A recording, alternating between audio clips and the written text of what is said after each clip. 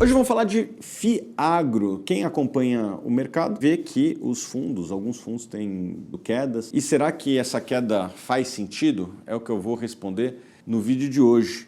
Eu me aposentei com 30 anos, vivendo 100% dos meus rendimentos. E agora eu vou compartilhar o plano definitivo para você chegar lá. Se você também quer conquistar a sua independência financeira e viver de renda, não pode ficar de fora desse evento exclusivo. Em 2015, eu dei a minha grande virada. Eu transformei meus investimentos em uma fonte de renda capaz de sustentar todo o meu estilo de vida. Me aposentei jovem, mas não parei de trabalhar, porque o meu propósito agora é te ajudar a conquistar a sua própria independência financeira. Eu sei que você já deve ter ouvido muitas promessas, mas aqui a diferença é que eu vou te mostrar o passo a passo, com dados reais e estratégias práticas de como você pode acelerar o dia em que seu estilo de vida será sustentado pelos seus próprios rendimentos. No dia 5 de novembro, às 8 horas da noite, eu vou conduzir um evento ao vivo revelador, onde você vai sair com um plano claro e prático para começar a construir a sua renda passiva. Vamos falar de estratégias que ajudaram milhares de investidores, mas que eu nunca compartilhei dessa forma antes. Se você quer viver de renda e alcançar a sua liberdade financeira, não pode perder essa oportunidade única. Toque no botão abaixo, faça sua inscrição e prepare-se para dar a sua grande virada.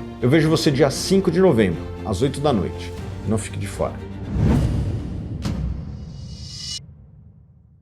Bom, vamos lá. O que está acontecendo? Os Fiagros têm tido uma queda, inclusive as ações relacionadas ao agronegócio têm apresentado uma queda ao longo dos últimos meses e se acelerou dos últimos 30 dias. Por que isso aconteceu? De fato, teve uma recuperação judicial grande, a AgroGalaxy, que tem gerado um certo ruído. Mas será que isso é sistêmico? Alguém me falou que isso é sistêmico. Chegou no meu ouvido que essa suposta crise do agro é sistêmica. Na minha opinião, isso não é verdade. Eu trouxe aqui duas estatísticas. São cerca de 100 RJs no agronegócio brasileiro. O agro brasileiro tem centenas de milhares de propriedades. E a gente está falando de 100 recuperações judiciais no agronegócio brasileiro. E o Banco do Brasil, que tem um histórico de crédito muito forte no agro, ele apresenta nos seus relatórios trimestrais, inclusive tem uma planilha lá no site de relações com investidores do banco, a inadimplência por carteira. E a inadimplência da parte agro está em linha com a média dos últimos 10 anos. Então a resposta é não. Não existe algo sistêmico. O que existe são eventos isolados que pegaram alguns Fiagros de maneira específica, mas isso não é generalizado nem entre os Fiagros. Existem vários Fiagros que até agora não demonstraram nenhuma inadimplência. Portanto, pessoal, não é sistêmico. Essa é a resposta para essa pergunta. É algo sistêmico? Não, não é. O que de fato tem acontecido é que o agronegócio brasileiro, sobretudo a cadeia da soja, as empresas mais envolvidas na cadeia da soja, ela tem passado por uma turbulência por conta de 3 fatores: custo, preço e volume. O que eu quero dizer com isso? A última safra foi plantada com custos altos e na hora que foi vender a produção, o que aconteceu? O preço caiu. Então, teve um descompasso entre custo de produção e preço, o que pode levar, em alguns casos, inclusive, a prejuízo. E, além disso, também teve impacto em volume muito pelas questões climáticas. Qual que é a minha visão para a próxima safra? Aparentemente, ainda é cedo para falar, mas a tendência é que as condições climáticas deste ano, sobretudo no Centro-Oeste, sejam melhores do que a da safra passada. Ainda é cedo para falar, mas estes são os indícios até agora. E na parte de custos, a tendência é que os custos dessa safra sejam menores. Os custos com herbicida, custos com fertilizante têm caído ao longo dos últimos meses e com isso vai sair mais barato para o produtor. Então, provavelmente a relação preço que ele vende e o custo que a produção dele levou vai ser mais equilibrada do que na safra anterior. Então, a safra anterior, de fato, teve essa conjuntura que o agricultor ele sofreu em volume, por conta das questões climáticas, em custo e em preço. E daí levou a vários agricultores terem dificuldade e alguns Fiagros específicos tinham exposições nesses casos específicos, mas está longe de ser algo sistêmico. Repito, a carteira do Banco do Brasil é um exemplo disso. No último trimestre, a inadimplência está em linha com a média dos últimos 10 anos. Então, não é algo sistêmico. E, além disso, eu gostaria de lembrar que o agro é cíclico. E qual que é a tendência daqui para frente, ou pelo menos em algum momento? É que exista uma recuperação e que o negócio ele volte à tendência natural de competitividade do agro brasileiro. Está difícil para o Brasil e imagina para os outros países do mundo que são menos competitivos que nós. Um fator importante é que boa parte dos créditos que foram realizados, eu diria que a maior parte deles, foram feitos exigindo garantia.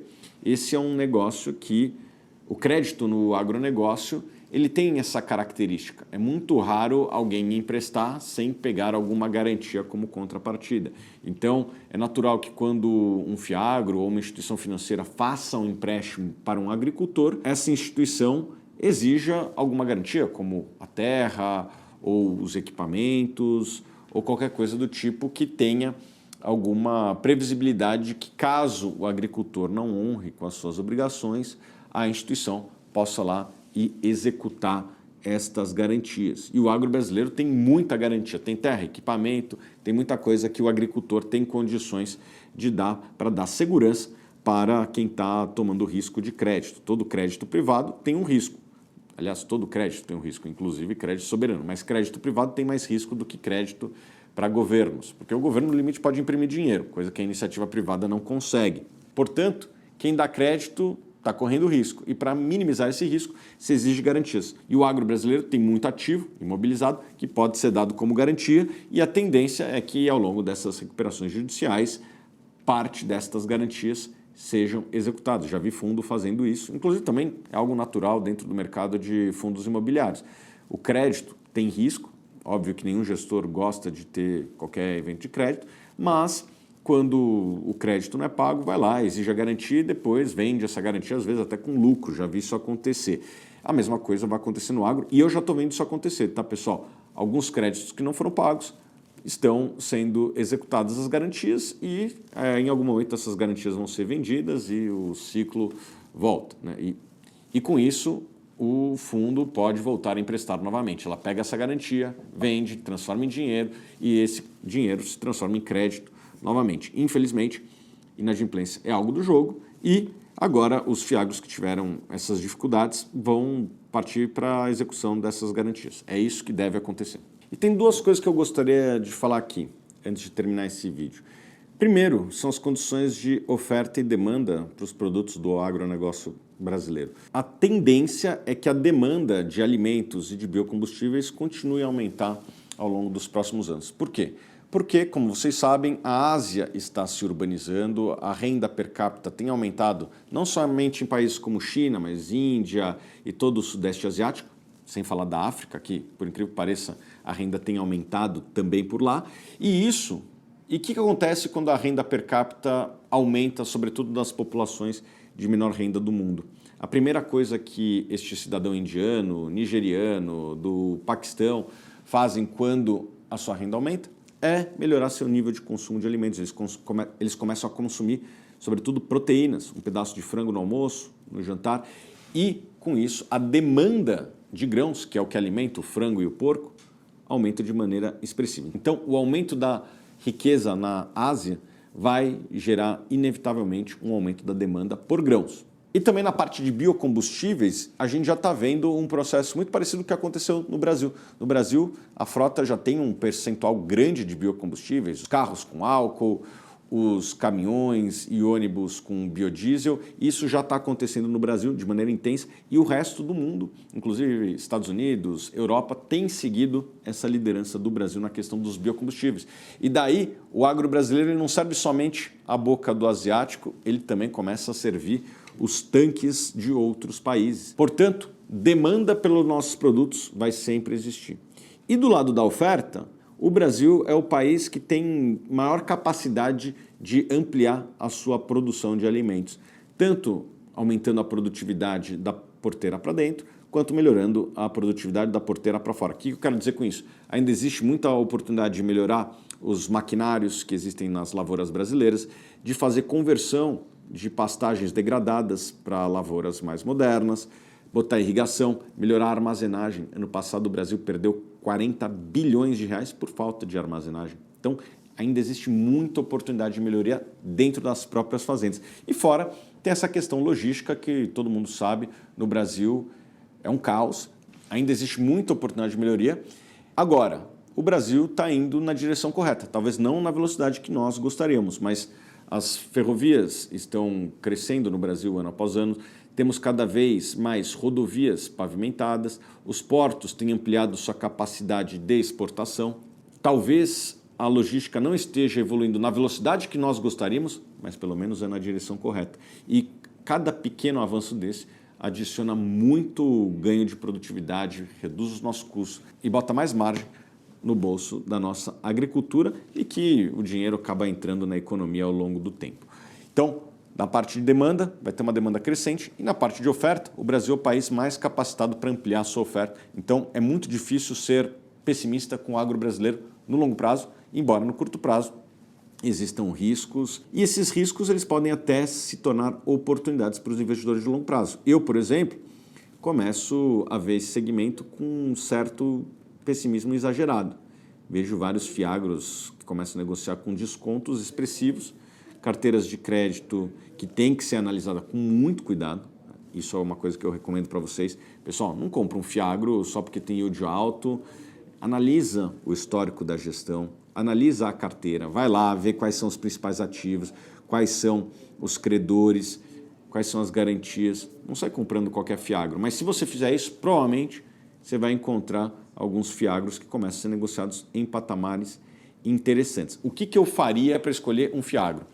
Analisaria o histórico da gestão, veja se tem a experiência no agronegócio, veja se tem experiência como gestora de crédito, a maior parte dos fundos são de crédito, e analisa o histórico do fundo, veja se o fundo tem performado bem, porque geralmente se a empresa gestora tem experiência, provavelmente o fundo vai refletir essa experiência também na sua cota e no seu desempenho ao longo do tempo. Então é isso que eu analisaria. Analisaria o histórico, analisaria a carteira e também analisaria quem são as pessoas que estão por trás, qual a empresa que está por trás e se essa empresa é capacitada para fazer gestão. O que eu começo a ver são várias equipes que são boas, fundos que são bons, começando a negociar com certo desconto. Por quê? Porque está tendo esse pessimismo. Alguém inventou essa história de que existe um risco sistêmico. Não, não é sistêmico. São algumas poucas RJs que têm contaminado aí alguns fundos específicos e, portanto, não é algo sistêmico, tá, pessoal? Então é isso.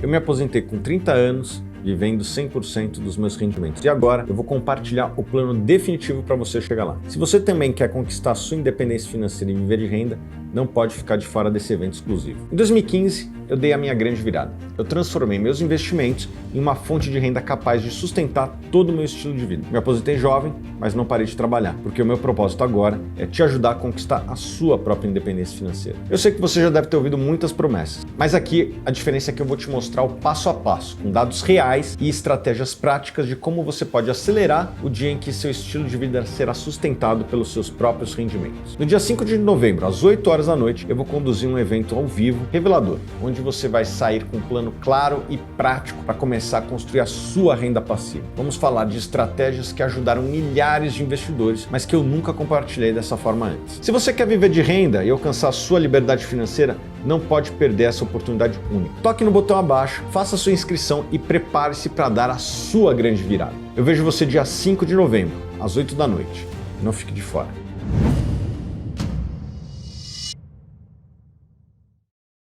Beijo grande.